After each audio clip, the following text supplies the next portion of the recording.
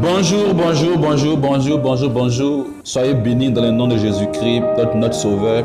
Moi, je me suis très bien réveillé et je crois très bien que vous aussi, vous êtes très bien réveillés aussi.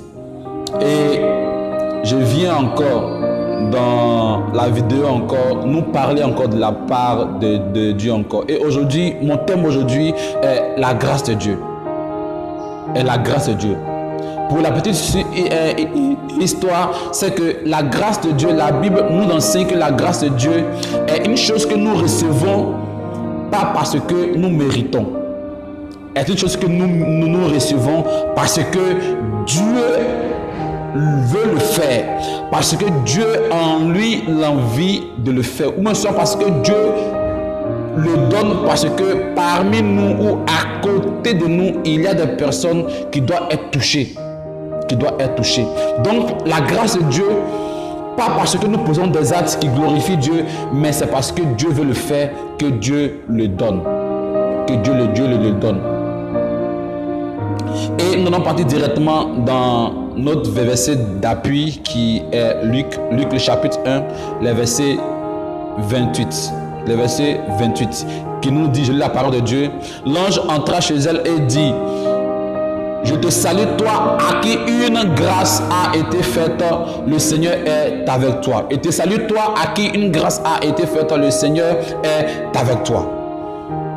Ici, pour la petite histoire, Dieu a dit à David, quand nous allons un peu en arrière dans l'Ancien Testament, Dieu a fait la grâce à David. Dieu a dit à David que sur son trône, il aura toujours un roi. Son règne n'aura pas de fin. En éternité, son règne n'aura pas de fin. Donc, Dieu vient concrétiser la promesse qu'il a faite à David en ce moment précis dans Luc. Dans Luc, le chapitre 1, le verset 28, Dieu vient de concrétiser la promesse qu'il a faite à David. Et je voulais dire encore une chose encore qui vient encore, c'est que la femme ici à qui l'ange s'adresse est Marie. Donc on nous parle de la venue de Jésus. La femme ici à qui l'ange s'adresse s'appelle Marie. Mais je voulais dire à quelqu'un ici que Marie n'est pas de la lignée de David. Marie n'est pas de la famille de David. Mais en revanche, son mari vient de la famille de David. Donc, la promesse qui a été faite à David se concrétise à l'arrière-petit-fils de David, qui est Joseph. Joseph qui est un homme qui ne peut pas enfanter, mais la femme qu'il a à côté de lui peut enfanter. Donc, la grâce qui a été faite à David, je peux dire à Joseph, se concrétise sur sa femme qui est Marie. Donc Marie reçoit la grâce de porter le Fils de Dieu, l'enfant de Dieu, parce qu'elle a été la femme de Joseph. Donc la grâce qui a été donnée à David se concrétise sur le petit-fils de David qui est Joseph, mais sur sa femme. Donc je vais dire ici que Marie reçoit la grâce ici de porter l'enfant de Dieu, pas parce que Marie était la plus belle fille du village, ou même pas parce que Marie marchait comme Dieu voulait, mais Dieu vient concrétiser sa grâce sur Marie ici parce que elle a été en contact avec le petit-fils de David. Elle a été en contact ici avec le petit-fils de David. Ce que je veux faire ressortir ici dans ce verset ici, c'est qu'il y a deux choses. La première chose qui est le contact. Voyez-vous, par ce verset, je comprends que tu peux être en contact avec des personnes et ta vie va changer. Tu peux être en contact avec des personnes et ta vie va changer. Pour d'autres ici, la vie n'est pas comme il faut. Ils ont des difficultés. Ils ont des difficultés dans tous les domaines de leur vie. Mais parce qu'ils sont en contact avec un homme de Dieu, la vie change. Pour d'autres ici, ils n'arrivent pas à faire quelque chose de leurs mains. Tout ce qu'ils font n'arrive pas à marcher. Mais parce qu'ils sont en contact avec une personne, tout ce qu'ils font désormais commence à marcher. La deuxième chose que je veux faire ressortir dans ce verset est la promesse. Mon père pouvait dire que Dieu ne vient pas trop tôt ni trop tard. Trop tôt ni trop tard. Dieu vient au moment voulu. Dieu vient au moment voulu.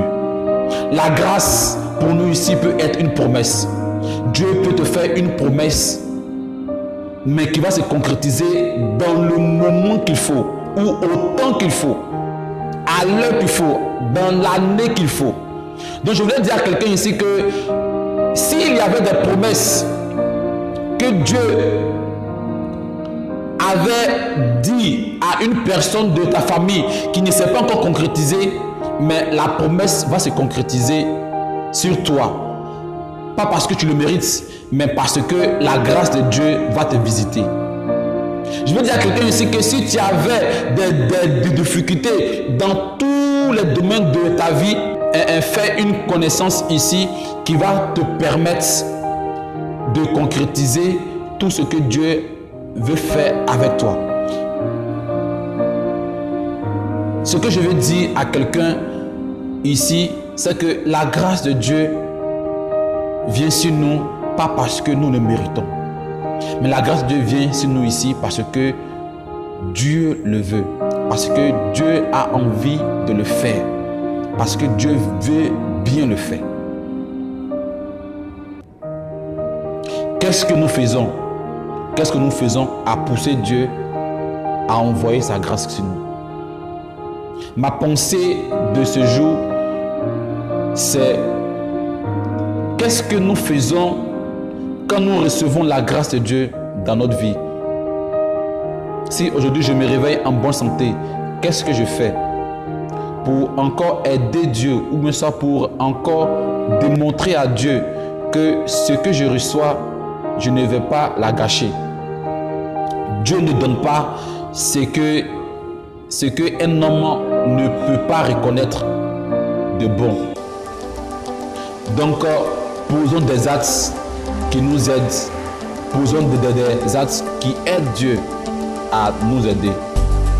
Posons des actes qui aident Dieu à nous aider. D'ici là, soyez bénis et que Dieu vous protège et que sa grâce se repose sur votre vie. Si vous avez aimé ma vidéo, envoyez-moi des commentaires et que Dieu vous bénisse. N'oubliez pas, Dieu ne vient pas ni trop tard ni trop tôt. Soyez tous bénis, le nom puissant de Jésus-Christ. Amen.